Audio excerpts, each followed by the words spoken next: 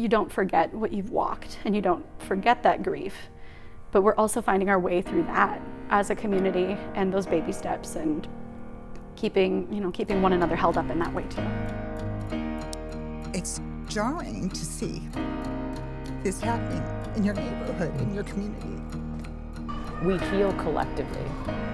There's certain rings and ecosystems in which trauma impacts us when you take something like a shooting, right? You think about what happened on that August 27th day, there's rings of effect.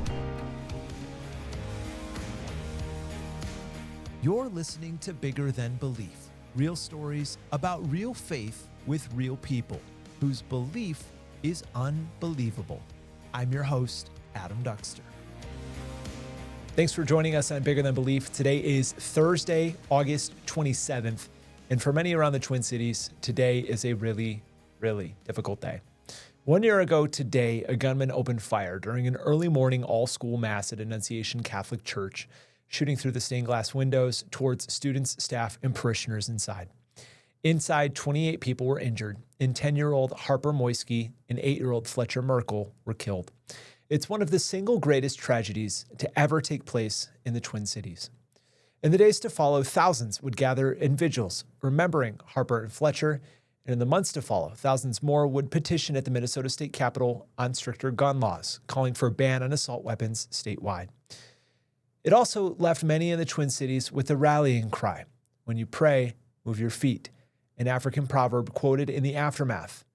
We saw this community come together and grieve, support one another, and move in a way only Minnesotans can. On today's episode, we're highlighting several stories that will be part of our television special commemorating this one-year mark. Amelia Santaniello spoke with Annunciation Creative Arts Director Kristin Stang. Frankie McLister spoke with the head of the coalition providing therapy and mental health resources for those students and staff over the past year. All this and more, the focus of today's episode. Harper, Fletcher, our hearts are still with you, your families, and your classmates. We'll never forget you. Amelia Santaniello joins us now. Amelia, you are part of this community in a way that is so strong, and you are a part of our reporting for this special in a way that is so strong. First, thank you for carving time. Thanks for having me. To be here.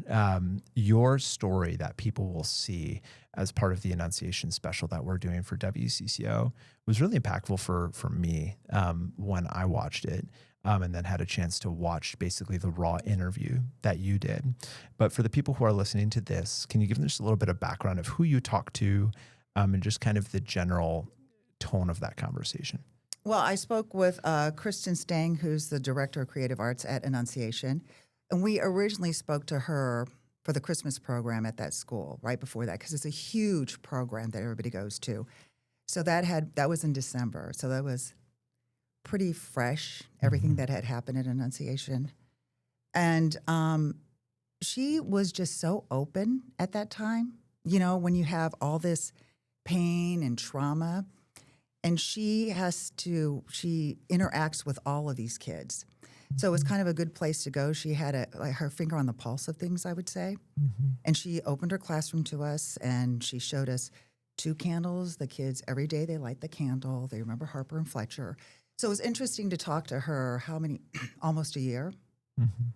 and how much has she moved forward, or do you move forward, and where she is now in her life, and what her thoughts were about going back to school, walking through those doors again with the kids and everything. And she was very open, saying that she's been going to therapy. Mm-hmm. She's found her sort of journaling a lot, mm-hmm. and I think she relies a lot on her faith and the support of the other teachers, the other staff that is there. Like she said to me, nobody there is walking alone, mm-hmm. which is really a beautiful thing, and you could see that from the very beginning. Mm. What's it like being on the other side of her as she's sharing these things?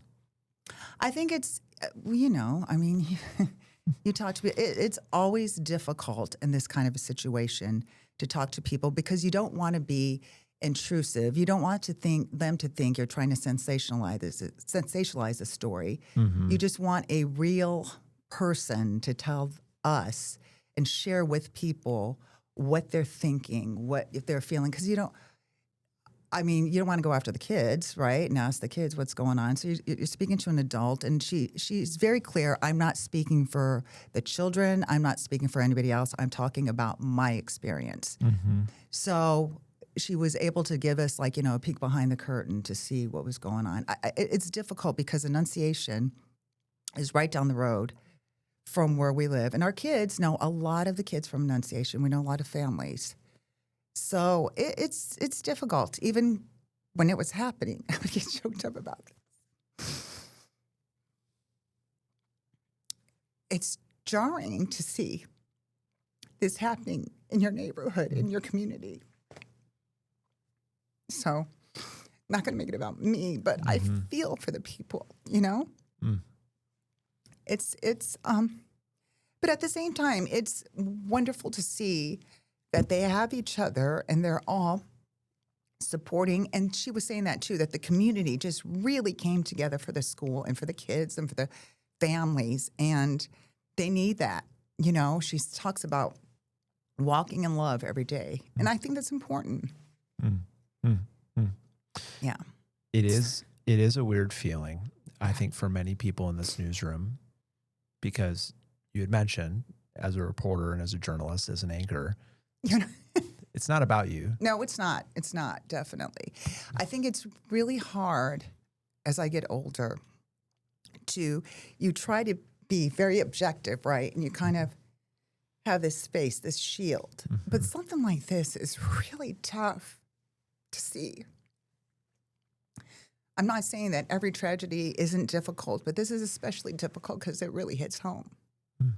I think for those of us who have kids, those of us who have loved ones who go to Annunciation, I mean, there were grandparents in that church, it just touches on every emotion, I think. And you do think, I think the first thing I thought when I first heard about it, you go, is this really happening? We've reported it so much in other states and other parts of the world, other parts of the country. And then when it happens in your own backyard, it's still hard to fathom and wrap your head around. But I will say it was, in true Minnesota fashion, everybody rallied, right? Everybody immediately showed their support and what can we do and what's going on, from the first responders to the neighbors down the road to people who maybe didn't even go to Annunciation or know anybody at Annunciation. That everybody came together, and that's a wonderful thing. You talked about it. No tragedy. I mean, you've covered so many things in 30 years here. Yeah. And there's things that stick out, I'm sure. Oh, yes. But in 30 years' time, when you think about that day and what has happened in the years since, I mean, where does that, how does that stand out for you? I think this one especially stands out. Like I said, we know so many families at Annunciation. Our children, I was in that gym so many times. Our kids played basketball against, kids from Annunciation. We know families from Annunciation.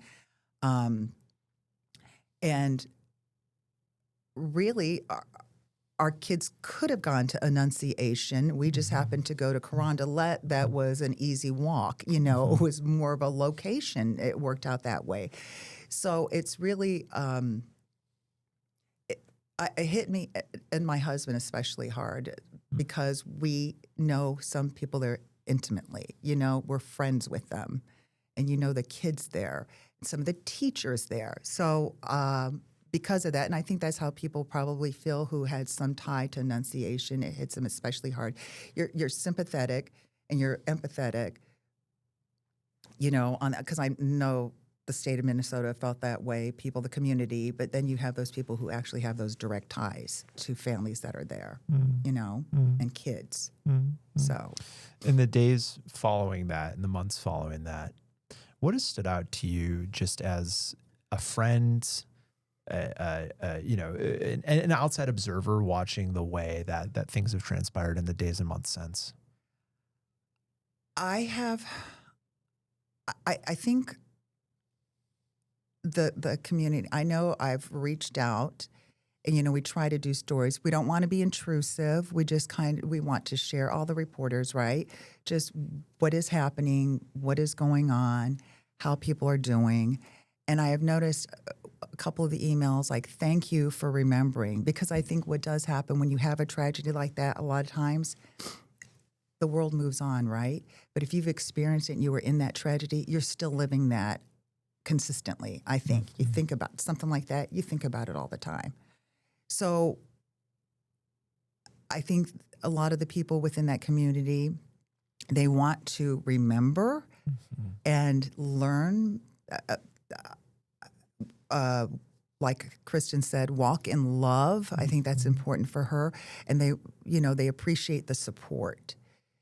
So it was touching to me, I guess, to see people thanking us for remembering and covering stories that are maybe joyful stories too. You know, this is not all, I guess I don't want to say the tragedy is a tragedy, but they want to remember the happiness. They want to remember, and I'm sure that's like with Harper and Fletcher's parents, you know, they wanted to talk about, whenever you see interviews, they want to remember who they were. So I think it's a really, it's amazing to see the strength there, really. What's it like watching their faith?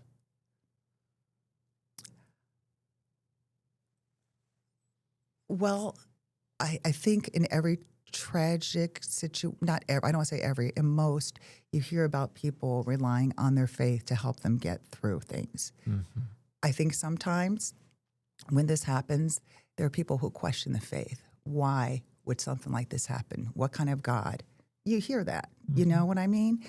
But I think more than not, you hear people who rely on the strength of their faith and the church and going to their priest and speaking and then just talking amongst each other about their faith. I think that's probably helped a good portion of that community.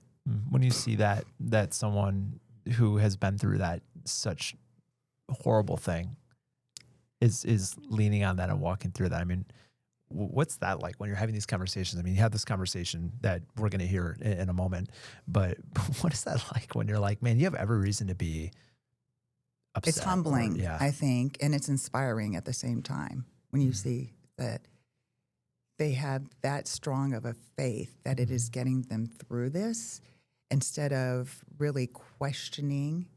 It's like when you see somebody, when you're covering a trial and a family member sees somebody who has killed their loved one and they're like, I forgive you. It's a strong faith to have somebody not to hold that, I don't want to say hate, but, you know, resentment or whatever it is inside. Instead, I think there must be like a freedom, right, to do that.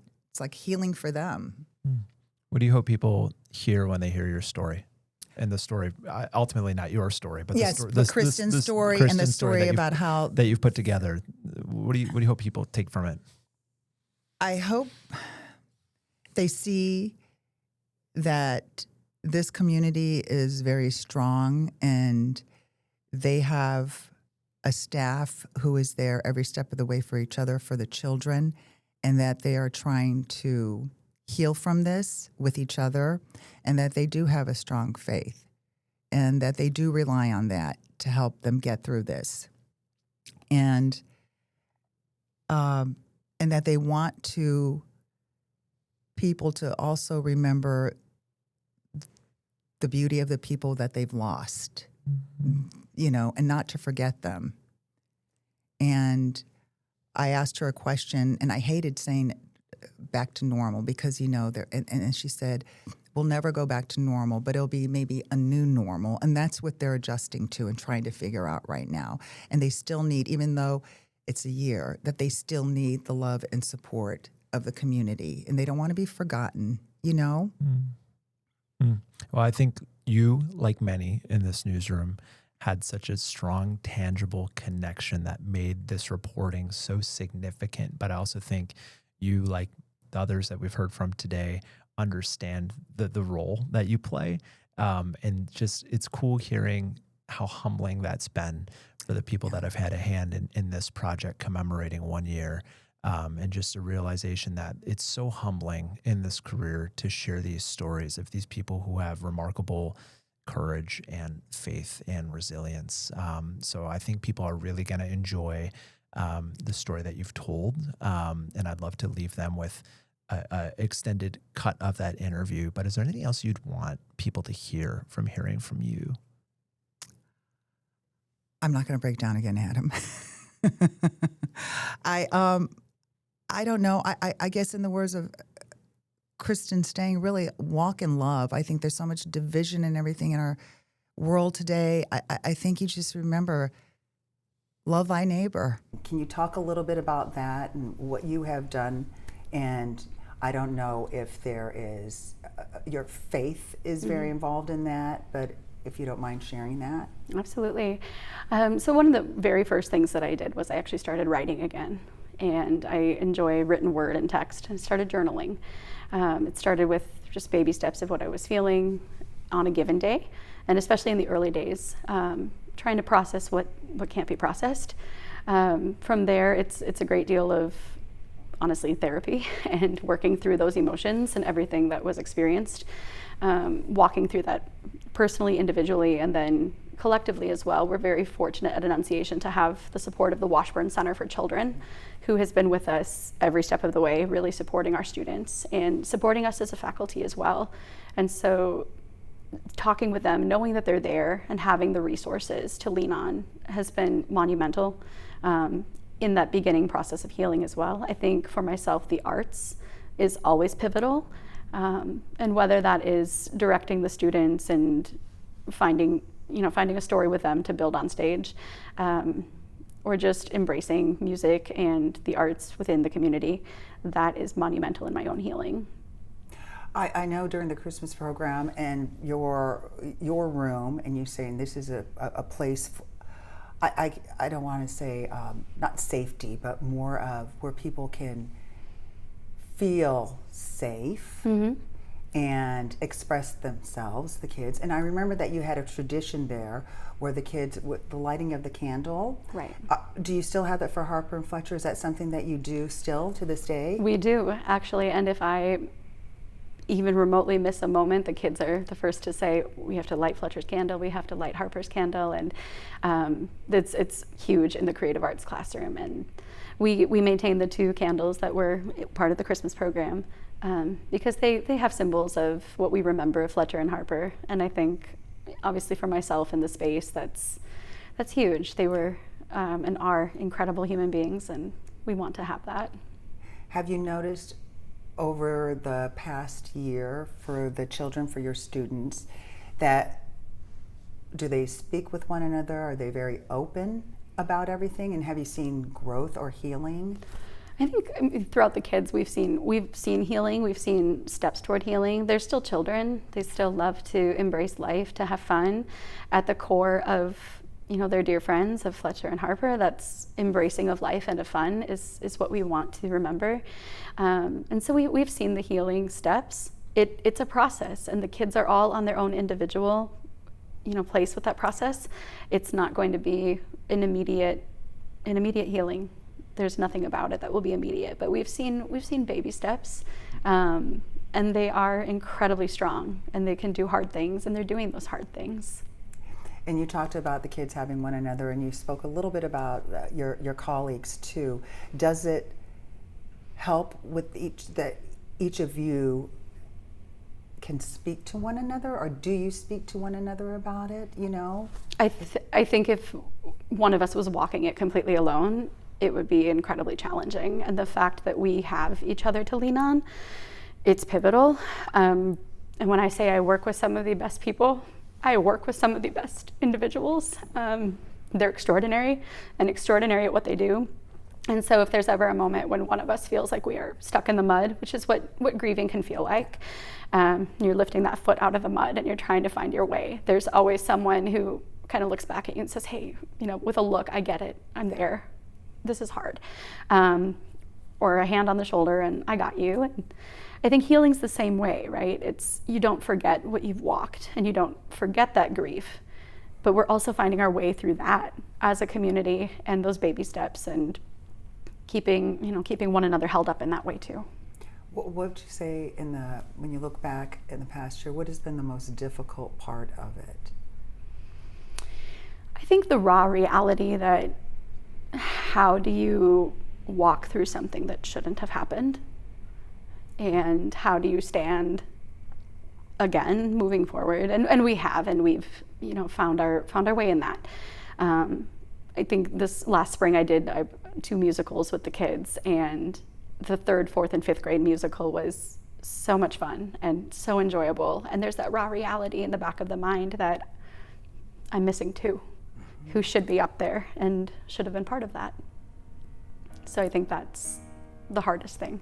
Well, now welcome on Frankie McLister. You know him as a reporter here at WCCO Television. Frankie is one of 3 who are willing to join us to talk about this Annunciation special that we're putting together, marking the 1-year commemoration of the just brutal and fatal attacks at Annunciation Church. Frankie, thank you for joining us. Thank you for having me. When you bring up Annunciation, like, it automatically hits the core. So it's an honor to be here and talk about it. What do you remember about that day? I got called into work maybe an hour before we were supposed to come, and went straight there. And it was kind of after the whole rush of everything had subsided, and then we were just waiting for the press conference, which I think a lot of reporters and even viewers know the press conference. Mm-hmm. The governor, the mayor, the archbishop, the principal, and seeing all the media that had appeared. And it was a beautiful day, and we were all just out there kind of waiting at one point. And the feeling of that was super somber. Mm. Do you want me to go into like the whole rest of the day? Yeah, because I remember that night you went to almost an immediate vigil, right? You were at another church in South Minneapolis, correct? Yeah, and that was just another church a mile down the street that opened their doors for like, hey, come grieve with us. And it was this amazing collective feeling, but also like looking at each other like, why do we have to be here right now? You know? And I was telling you before this, I go to the Catholic Church probably closest that isn't Annunciation. So like Annunciation, I go to one of Annunciation's neighboring Catholic churches, St. Thomas the Apostle. And I don't live too far from there too. I'm not from here. I had only been here a year at the time. I was connected to the community, but not like some of these families, right? Because I was still this new guy. But even just the way that like it hits you like, oh my gosh, that could be the church I go to. I mean, it truly could, right? It's a very, very weird feeling. And what also settled in for me a little that week was I was hanging out with my, at the time, 1-year-old niece 2 days before and with my family. Now, I'm not a parent, but that's the closest connection I have. And I would like to think I would still think of it different if I didn't have a niece and such. But something about me just hanging out with my niece really, really hit me that day. So we're at that vigil. After the vigil, we go live at 10. And that,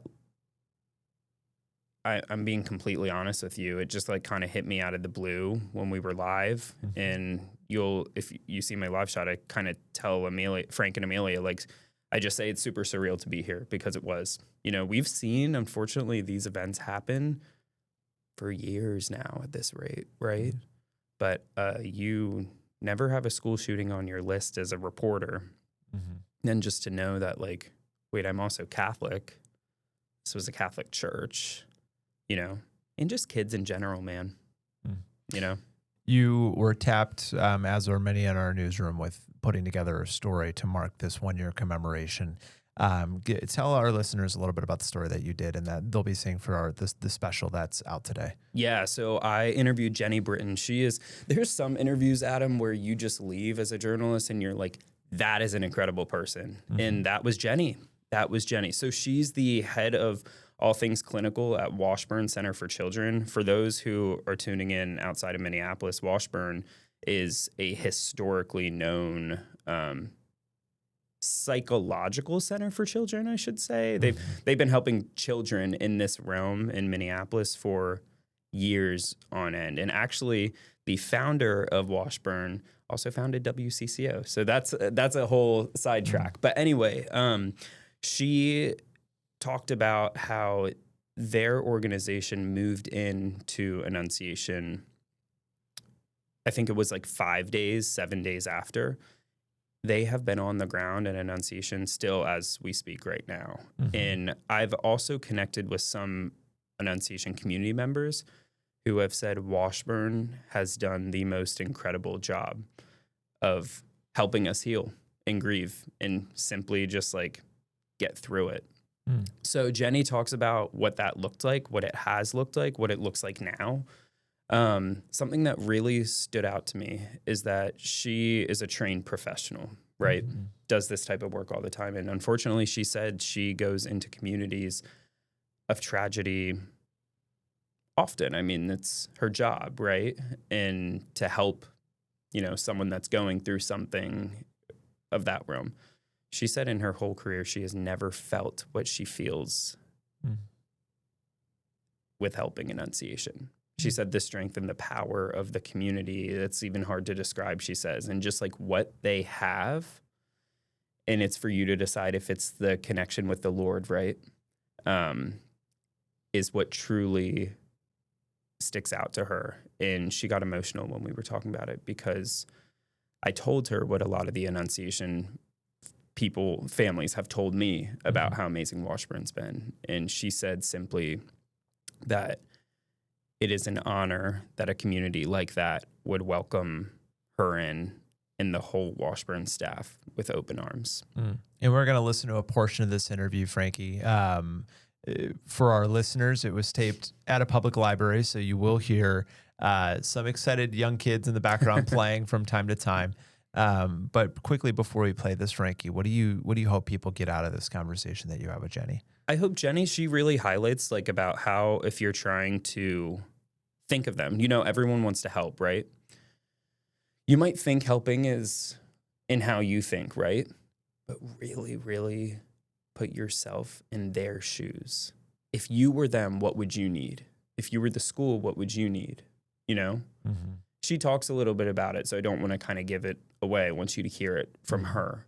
But that's something I really walked away being like, yeah, as humans, we always think like, oh, let's just go make them dinner, right? Well, what if they have dinner made? Maybe there's something else, right?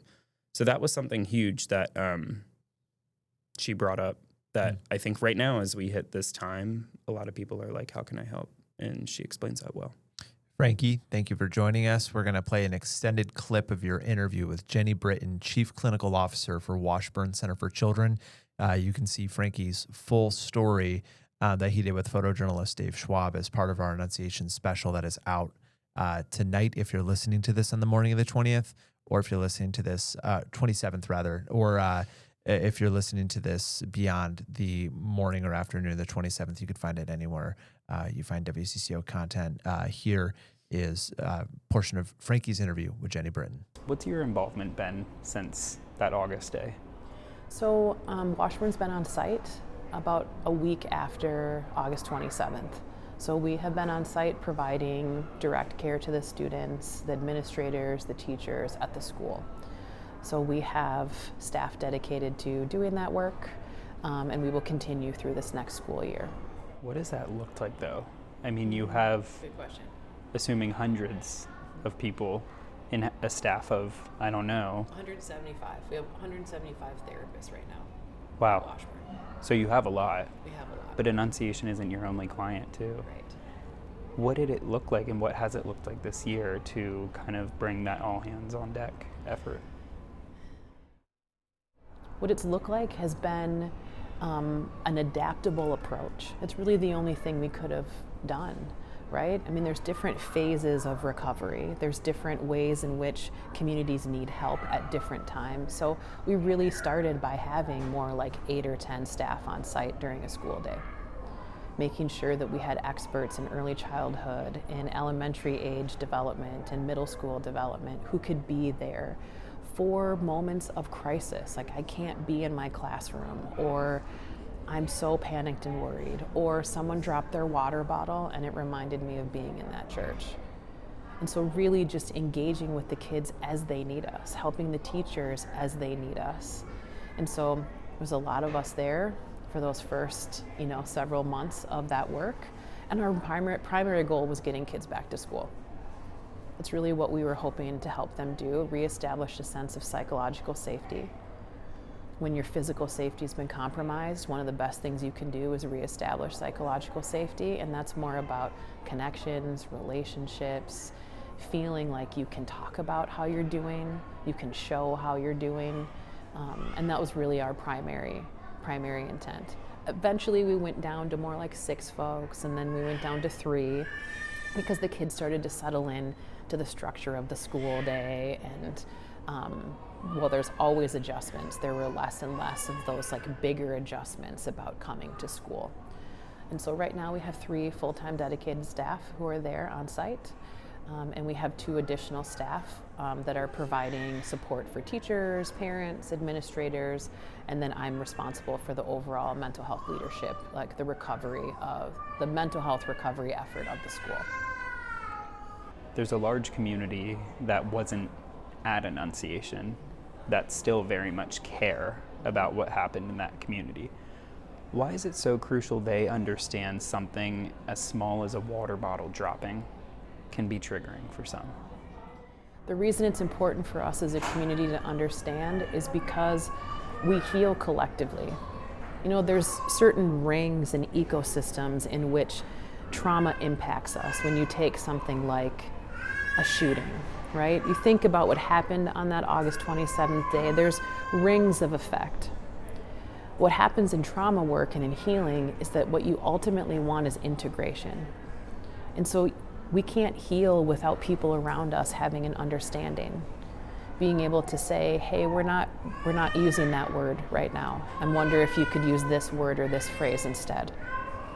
You know, so it's educating. That education or that knowledge is one of the most supportive things anybody else can do.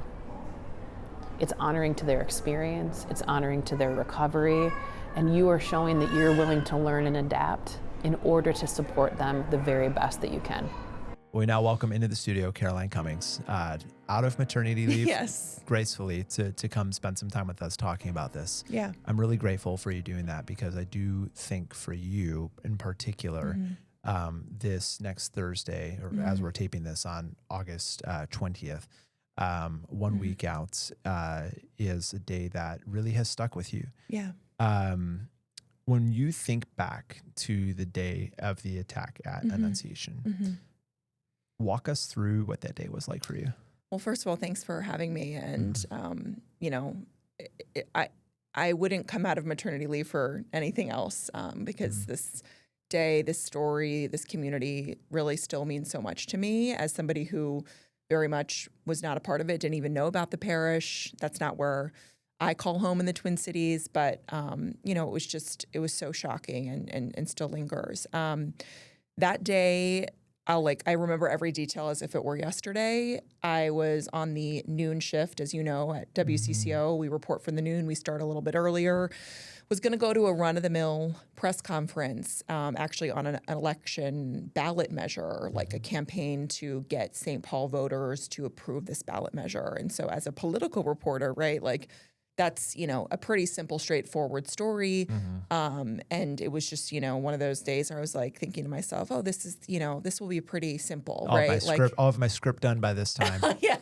I'm like, it's, you know, I was already familiar with the ballot measure. I had been in meaning to cover what it meant for voters. And I just was thinking like, oh, this, you know, this should be pretty straightforward. And then as I was pulling out of my driveway to go to that press conference, get a text from our assignment manager saying, hey, on the scanner, we're seeing, you know, shots fired, like potentially like a lot of victims over in this area. At the time, it wasn't clear that it was a school or church. It was just giving like kind of a, you know, an area of interest. He was looking it up to try to triangulate where it might be. But again, I'm just driving straight there. And I hadn't been checking my phone as I was driving. And so I didn't know yet that it was a school. And so I remember parking kind of a distance away because, you know, I just wanted to get any parking spot I could find, just get out of my car, start walking. The first thing I see is just like a sea of police lights, you know, and like the way that where I was parking, it was kind of like you're coming up over a hill and that's all you see is lights. And I'm like, oh no. And then you get closer and closer, and I got as far as I could go, which was really just right on across from the school. And I'm like, oh my gosh, it just kind of like, it was just a fog of, no, we were trying to get information, but I could put two and two together, like what might be happening. And by that time I must have been checking my phone, and we were getting more details that there was a reported shooting at Annunciation School. At the time, I don't think we realized it was the church.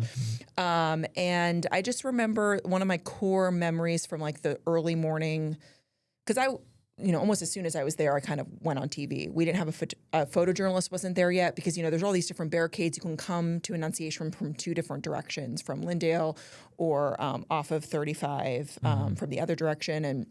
And so there was kind of coordinated coordinated or cordoned off rather sections.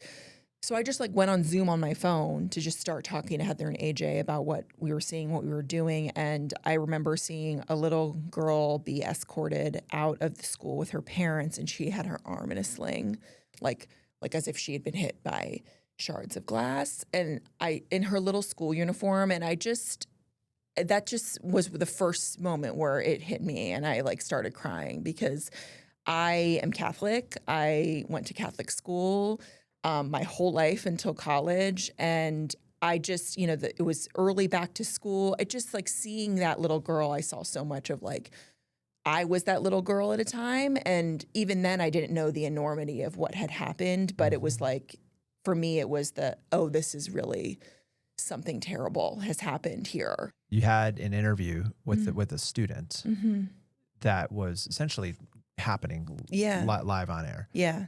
With Wes, right? Yeah. Fifth grade student. He was describing what he saw, what he heard. Like, I'm assuming maybe an out-of-body experience for you. Totally. As you're doing that. Yeah. But what do you remember about that? Well, I had gone to the Kowalskis, which was, it's right by Annunciation. If you've ever been down there, just to go to the bathroom. They were so gracious there to just let reporters just, because we'd been out there for so many hours. And I think by then it had been 4, 5, 6 hours. We realized that it had been a mass shooting that had taken, I think by that point, we knew that 2 children had died and there was all these injuries. And so, you're sitting with that of just the like, in also, I think at that point too, we had learned, because I think the police chief had given the press conference about that it was in church, like the inaugural school mass. And if you're a Catholic school kid, that's so familiar to you, like having that first day of school mass, then maybe you go every Wednesday or every Friday. That was totally my reality as a child. And I went to Kowalski's, and then I was walking back, and it was his grandfather kind of stopped me, because there was kind of like a barricade right at Lyndale of all these reporters. Like, I mean, it seemed like there was people from all over the world. Which, looking back on it, I'm like, how did they get there so quickly? And maybe they were just based here. I don't know, but there were so many, local, national, by that point, as I recall. And he stopped and said, like, my grandson was there, and he is like something. And I first wasn't like, I'm going to put a camera in this child's face. I would never do that, especially as they endured such a horrific event. And I was just like, how are you doing, buddy? Like, I'm so sorry. Are you okay? And his grandfather was like, he has something to say, like, he'll talk to you. And I said, like, are you sure? Because of course, you need some sort of guardian permission. And then it just happened like so fast. It was like waving down Joel, our photographer, and then other people saw what was happening and kind of came in, but it was me down there asking questions with him. And it was just surreal. And I think 2 things stood out to me, or actually really maybe 3 things. The first being, he talked about his friend Victor, who he credits with, like, he saved me, though, is what he said. He stood on top of me or stood over me. And that was just like so insane to hear just this little sweet boy say that, he dove on top of me in the pew. And, I hope he knows that, like, I'm praying for him, like, to show such grace and, like, be so mature to think like, I'm praying for you for doing that, for you're injured. And I was there too. And I've been through this traumatic event, but I'm thinking of you was one thing. The second thing was that he said, we hadn't practiced this in the church. And I was like, what does that say about like being a child today, that you go through active shooter drills often in school because we've seen so many school shootings, yet this little boy in his innocence was just like, we hadn't practiced it in just so matter of fact. Like we knew what to do, but we didn't know what to do necessarily in this situation. And that really broke my heart because one, it spoke to just, I guess, again, his innocence, but two, just that maybe we expected it to be in a school because that's happened before, but we haven't seen it in a church as many times and during a school mass.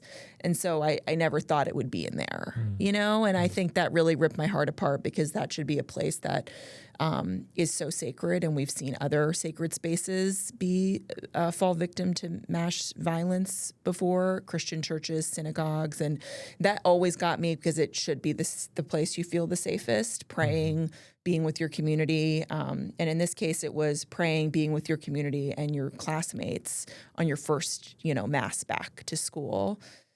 So that really, I sat with that a lot when I got home and just was thinking about how that just shouldn't be. It shouldn't be something that this little boy has to tell me. And then third, this happened after this interview, is how much that interview resonated with the world. I mean, it was on national news. It got millions of views online, on Instagram, on social media. And I wondered why that was. Or I guess maybe I didn't wonder why. It was very clear that hearing this from this little boy's perspective in real time was jarring and emotional to hear. But also I thought about how we don't often hear from those children in those moments. And understandably so, there's a balance to be had about how you handle an interview with a child. Like I said, I would never have put a camera in his face without his grandfather giving the okay. How I thought about, and I've always thought about, like, how do you interview children who've been through trauma? You don't do that often, but it's already, how do you interview people who've been through trauma? You have to like handle that with such care. And I take that so to heart, but in real time navigating that, I'm sure I fell short in some moments, and I hope that I did my best, and I think I did to make him feel comfortable and not being so intrusive. But I think hearing from a little boy who just experienced that is not something you get often. That was a long way of my saying that. And I think that's what was so visceral for people, was that you could hear from his perspective right away. And I think that perspective is so important. There's the balance of you don't want to re-traumatize these children. So if you were to talk to victims after a mass shooting somewhere and reaching out to them, it feels a little bit gross, and only if they want to, if their parents are comfortable and they're comfortable. And that was just a unique set of circumstances where his, grandfather said it was okay. He was just so mature and cool, calm and collected for having gone through something so traumatic, and just showed such like humanity for his friend and for his classmates. And I think that's why that resonated so much, and it was such a unique perspective, but so important to hear from him. And I had communicated with his dad in the days after and the months after. I've checked in with them at Harper Moyski's public memorial. I got a chance to see him again, and this was just me in my personal capacity, not for work. I just really felt it important to go to her memorial at Lake Harriet, her public memorial, and just cry and be with people, because I just felt so connected to the story and just so moved by their resilience, even in the days after something so traumatic, and their candor about what had happened and what their call to action was for people. And then, I had seen him there, and I gave him a hug, and, that for me, just to see him, like, I get emotional about it now. Like, it just was so important for me to see him again. I've interviewed so many people that are of such high importance. And I put that in air quotes because a title of senator or even president or vice president, I've interviewed former President Joe Biden. I've interviewed U.S. senators. I've interviewed governors, speakers of the House. All these people have very important titles and they do important things. But nobody is as more important than like just any average person. And I think that grounded me of all the interviews I've done, like that one probably means the most to me. And so to see him again and to know that he was, finding some joy that day with his friends, like it really did something to me. Because I think I was searching for that too. I was searching for how could there be any good in this? And seeing what Harper's family did to say we want this to be about a joyful moment. We want there to be food trucks and ice cream and kids to play with each other. I just thought wow, you guys are so amazing as humans to think about how she would want to be remembered with her friends. So getting to see him again, even if I never talk to him again in an interview or I never see him again after that, seeing him that day was really important to me and was something else will stay with me forever. And people will talk about what are the most important or memorable stories or what are the ones that stick with you. And certainly this one is one that will stay with me forever. I think about that community all the time. I pray for them. I cry for them. I was just reviewing my journals from that time of just trying to reconcile what had happened and searching how can this happen, and I don't think, I think that's a normal thing that people experience when they go through any sort of horrible thing. It's why? And sometimes you'll never get an answer or could something have been different? Yeah, that's a rant right there. But it's just something that I think about all the time, but certainly I've been thinking a lot about since the year about how much I have never had more respect for a community than I have had respect for Annunciation. They have shown themselves to be people of courage, of kindness, of compassion, compassion for others in the mid of their sorrow. I mean, it's beautiful, and it's an inspiration really to see how they've shown up for each other, how they've shown up for their community, and how they have just always risen above, it feels like. And that to me is a motivation for me to be a better person, a better journalist, a better human in my community.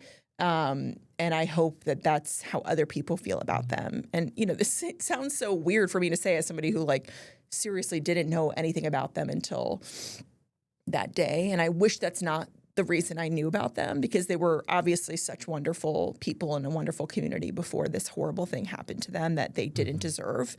But in the months and now year since that happened, and they're still working through healing. This is not just maybe the national media moved on, maybe us in local newsrooms, we're not doing stories about Annunciation every single day.